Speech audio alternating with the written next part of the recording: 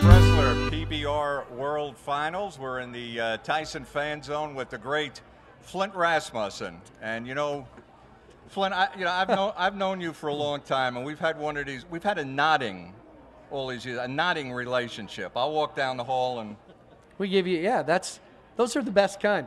Hey, we don't feel like we owe each other anything. We don't owe each other anything. You can't get into a fight with the guy. No, that's true. That's true. true. I'll see Flint in an airport.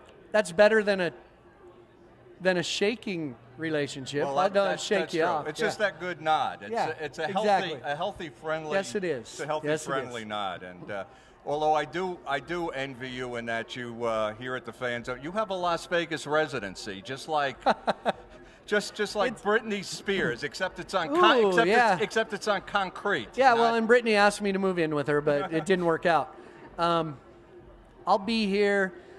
You know, I'm here for 7 or 8 days. This trip, in about a month and a half, I'll come for about 15 days, where I don't work in the arena. I just do my stage show, the nightly go-round awards. So we come back in the spring for the that event at Mandalay. So yeah, it's a lot of fun. And it's a residency. It is. Yes, it is. Yes, yeah, that's very cool. Yeah, So, I have a suite at South Point. Yeah. So, Flint, obviously, you've come from a rodeo background. You really started your career as a high school teacher, a high school math teacher, and I guess it wasn't that you opened up the local paper in Montana there and it said Barrel Man wanted. How did it evolve that you did your first rodeo? Well, everybody wants a story of this guy's a school teacher. Oh, he quit being a school teacher and became a rodeo clown. But actually, it was my summer job when I was going to college. My dad was a rodeo announcer. I have a brother that's a rodeo announcer. And I just traveled with them and thought I could do better. So in the summers in college, that's what I did at small rodeos in Montana.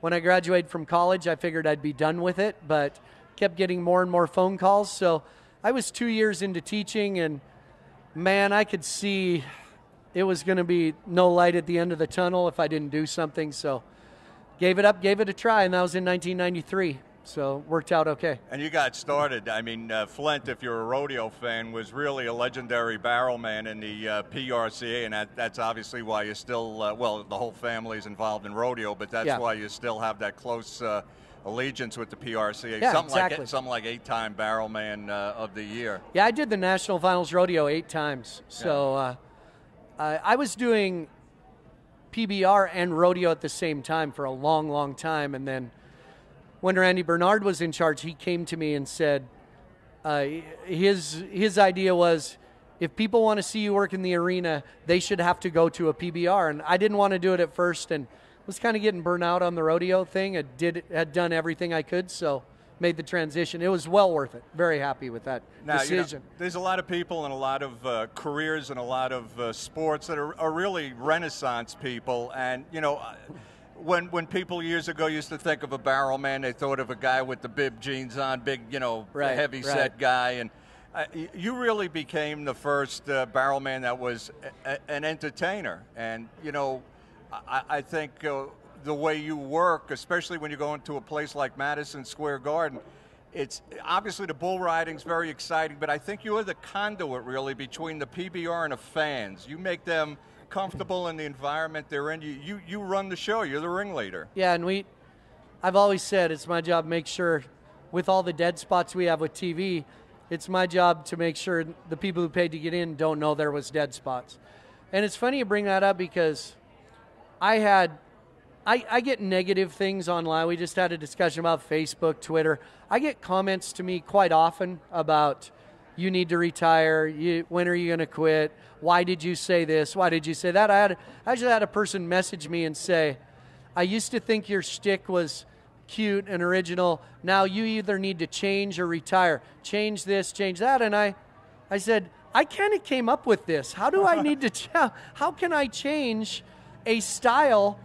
And this isn't a toot my own horn, but it was with the music and the dancing. How can I change what was mine to start with? So I told him to shove it up his rear end, and I'm still doing it. No, I didn't do that. But you spelt rear end wrong when you sent me the message back, by the way. But anyway, I take people's criticism with, if it's constructive, I like it.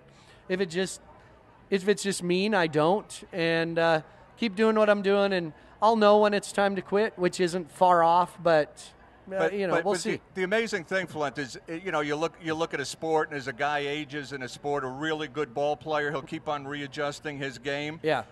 You do the same thing as an entertainer. Obviously, you can't leap from the arena up to the last row of an arena anymore like you used to, but you've readjusted the game, and you're as entertaining as you ever were. Well, when you have age and survive a heart attack, you readjust what you do.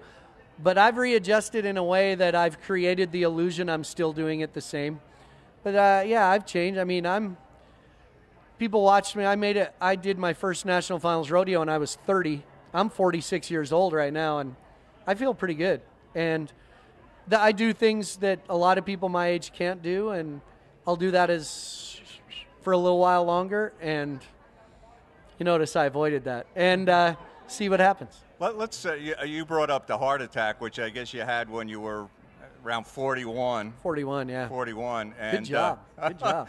And, I think there was a tremendous love that the fans expressed towards you during your whole recovery period. And I think more than that, everybody looks at you like, my God, if Flint Rasmussen could have a heart attack, I think there was a certain relationship they had with you, not as an entertainer, but as a person. Well, a lot of my friends that I work with said they were going to quit working out because obviously it didn't work for me. So, but yeah, I was, I was in great shape. I was actually working out when it happened. I was in very good shape. Where I wasn't in good shape was up here. And my wife for years would joke with me and say, you got to calm down. You're going to give yourself a heart attack. She joked about that all the time. And when I did, she said, see, I'm always right, as usual. And it was more of a stress and lack of sleep. I mean, just things piled up for years and years. And I'm way better now. I'm better to be around, too. Today, I'll tell you this. So as we do this, I just finished doing a stage show. When I got here today, I had no idea. I mean, things had fallen apart. I had one bull rider guest. I had Austin going to sing a song, and I wasn't stressed about it. And as it fell together, guess what? I didn't stress about it, and I had one of the best shows of the week. JB shows up.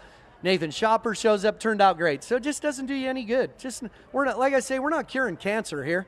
It's just bull riding. Calm down, everybody. That's right. That's the attitude. Bull riders, if I was sitting here, I had JB Mooney here before, I was able to say to JB, in 2 PBR World Finals, once you went 6 for 6 last year, you've also gone 8 for 8. There's statistics you can find on bull riders. I can't find statistics on Flint Rasmussen. Like, how many times have you done the Michael Jackson impersonation? Is there a record of that somewhere? I want you to know that I won 2 or 3 lip sync contests in college as Michael Jackson. I learned to moonwalk in 8th grade on the slick concrete floor of my music room in junior high.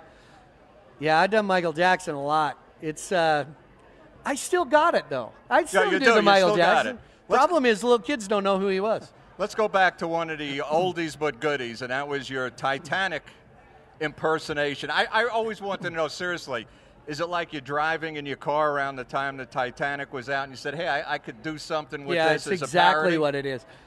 I just wait for good songs or good movies to come out or somebody to do something stupid. And or the Olympics, which reminds me of a comment I got this year. They said a guy said, you imitate Olympic events and sing along to Journey. Lose the one-trick pony and learn something different. Well, for one, that's 2 tricks. Hello. So, it's, I just wait for you wait, not so much in the news, because guess what? The news is all bad news. You can't talk politics. I never talk politics, in case you were wondering. You people know that. I never talk politics. You can't, there's some things you just don't touch.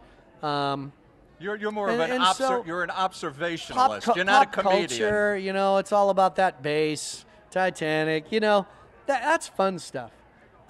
Even when even when I'm really avoiding politics, sometimes people think I'm talking about politics. And I don't mean to dwell on this, but it's fun because I never get to tell people this. The very last day of the World Finals last year, there was some kids there and with cowboy hats and some guys, and I said, quote, "Man, there's some days I think this country would be much better off if it was run by people who wore cowboy hats." Remember when I said that? That's right. I got a message on Twitter that said, "You know, Flint, not all your fans are in the KKK." That's a stretch, people. That is a huge stretch.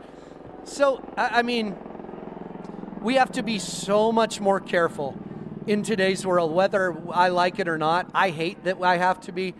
But there's just, people reach for things. And so, yeah, pop culture, it works. And I have teenage daughters, so I know music and I know movies, and we just roll with it. Yeah, absolutely. And the dancing, you keep on updating that, and I mean, it's just great stuff. And again, you're very unique in what you do. And I think I think what we've seen in the PBR over the last several years, Flint, is at one time it was all about the Cowboys. Then we really saw Tom Teague come in and Chad Berger, and then it really became all about the Cowboys and the Bulls and the contractors. Yeah.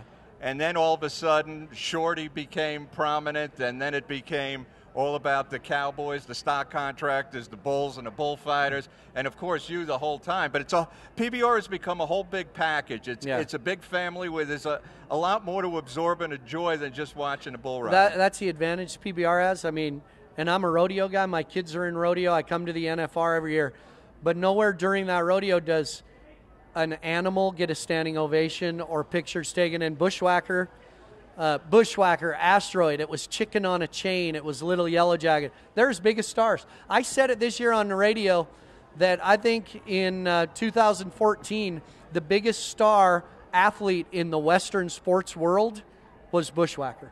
With all due respect to Trevor Brazil and J.B. Mooney, it was Bushwhacker. Yeah, I think, obviously with the merchandise and everything, and just PBR has been so well packaged.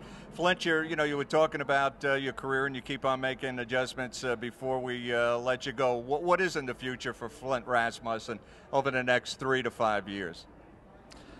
Well, I know in the future for 2015, I'll be at every Built Ford Tough Series event of the PBR, for sure. I'll go with that for now. All right. I'll be honest. The reality is it hurts really bad during the PBR finals when I get up in the morning to walk to the bathroom. My feet hurt, my hips. I mean, I've jumped up and down and run upstairs for a long time. We did a little video interactive bit with the fans, Flint up next this year, and then everybody said I was retiring. But if you watch it, no, it was just fun. It was just fun. Bad news, we're not going to find somebody to do my job online. You never know, but it was fun. So I'll say next year I will be at all of these. If I do retire from the arena, I'll probably be around the PBR doing some stuff with production, maybe some TV. I don't know. I'm working on that, but I'll be here next year for sure. Because I'm not ready to be done quite yet. I thought you meant by production, moving platforms and joining that I'll be hauling panels and not reproduction either. So I'll tell you one thing, and I don't want to suck up to Flint, but a lot of times in life, if you have a job, people say, well, everybody's replaceable. I think the people watching here today, watching Flint, would say, he is irreplaceable. I don't know what will happen to the PBR. Well, the PBR will be here, but on the entertainer end. All the people that are nodding their heads, I go year to year on contracts. We just say, you good for next year? Yeah. And then I get a contract in the mail. It's like, oh, yeah. So what I'm going to do is renegotiate, and I'm going to take all you people with me and have you behind me, and I'll say, I think I'm irreplaceable. And I'll look, and all you people will go, shishing. I got teenage barrel racers. I need some money.